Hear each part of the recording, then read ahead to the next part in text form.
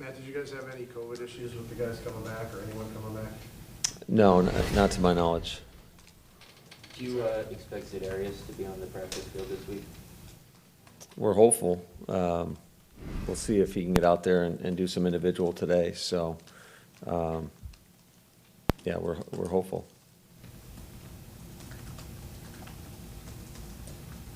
How do you think you are health-wise? I know some of the teams have played their guys in the preseason and got some guys hurt. Obviously, you took the opposite approach. Do you like where you're at? Yeah, I'd say we're fairly healthy. You know, for the most part, most of the guys are available, and that's what we wanted to do is making sure that the guys that needed the work out there and in the preseason, they got the work. Some of our veteran guys, we chose not to play them so that they were hopefully 100% for week one. Matt, do you have any sense of just what the atmosphere will be like with this game being in Jacksonville and the possibility, obviously, of more Packers fans getting tickets and stuff? I mean, is it anything that even crosses your mind? No, I just know that we're going to have to take the necessary steps to make sure our guys are hydrated because I know it's going to be hot. I know it's going to be humid. I heard there's a potential for rain, and which there always is down in Florida. And so we're going to have to make sure our guys are doing a great job hydrating all week because it's just, for us, it's impossible to replicate that type of environment.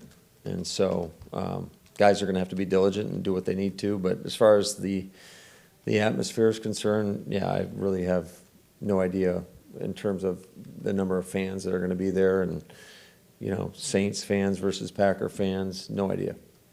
Matt, were there any logistical challenges or hoops you had to jump through because of the move, or from a football perspective, is there not much to do? Yeah, there wasn't too many. I mean, nothing that I had to handle. I'm sure Matt Klein had to.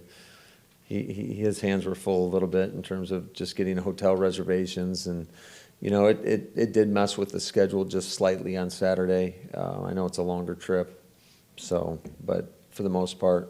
Obviously, changing time zones, but for the most part, it was pretty seamless. You know, Matt, you mentioned. You mentioned you didn't play a lot. Obviously, you didn't play your starters last year without a preseason and that strange offseason. You guys came out like gangbusters on offense. Is there anything you can take from that preparation and leading to that game to apply to this year? Does it carry over and over? Well, that's kind of what the intent was all preseason in terms of the number of reps we got our guys and how we went about our practices. So, yeah, I think there was a lot of carryover in that regard. I assume you were thinking that there's no way anybody would be able to hear Aaron's count if you were down in New Orleans. Now, does this change things for you a little bit in terms of what you can do, or are you just not really sure what it's going to be like down there? Yeah, I think you got to prepare for it to be loud, and then you adjust accordingly. So we'll make sure that we have crowd noise and music blaring this week in practice, because you really don't know. Hey Matt, you're a smart guy. We're not complete idiots either. I know you're not saying who's your offensive line for this week, but what challenges are there if there were to be, for some reason, two rookies starting in their first game together, and have you ever had that before during your coaching time? Well, first of all, there might be some objections to how smart I am. So, but no, I have not experienced two rookies, especially side by side like that, starting opening day. But it's, you know, those guys, they've got a lot of good guys around them, and we've got a lot of confidence in their ability to go out there and perform at a high level. And I thought those guys have done an outstanding job of just kind of, you know, learning each and every day. But ultimately, we've got to go out there and do it. You always say the standard doesn't change. Do you have to adjust as a game planner for that, or do you feel like those guys are far enough along that you don't have to adjust much?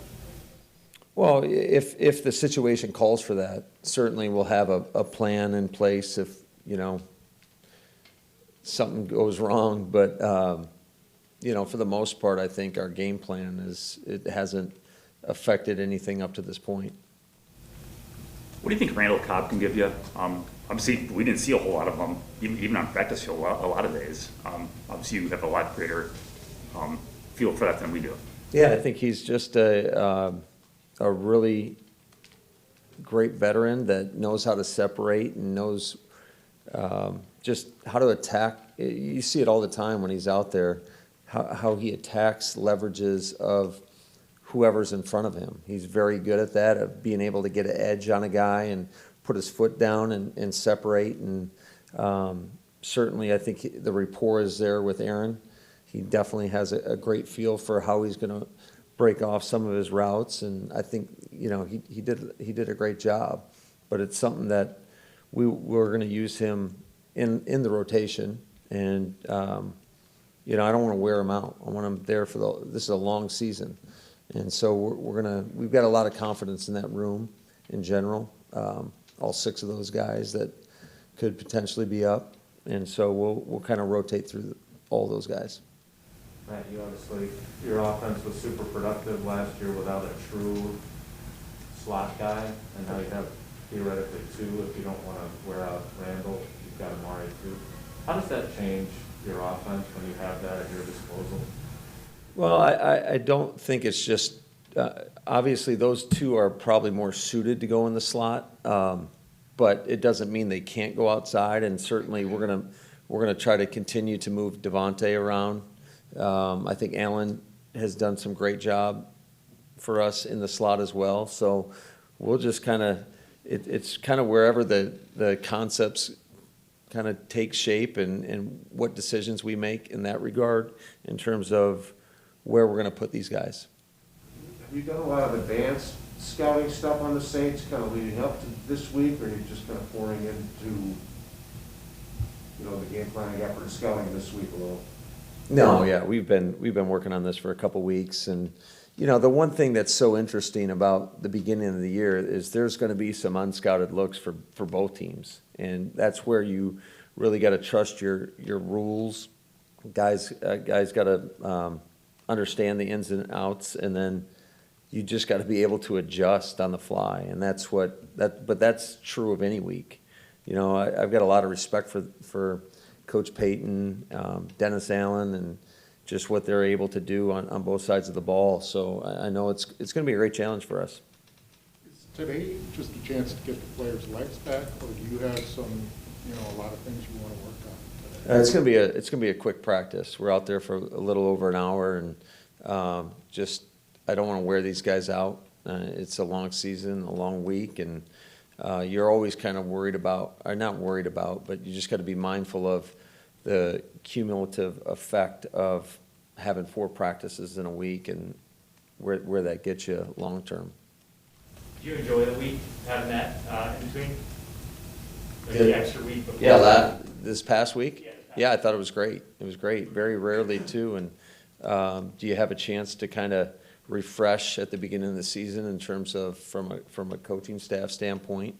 We got the guys out of the office on the weekend, and they got a chance to reconnect with their family a little bit and kind of recharge the battery. So I think our guys are juiced up and ready to go. So it's not just the players, it's the coaches, it's the support staff.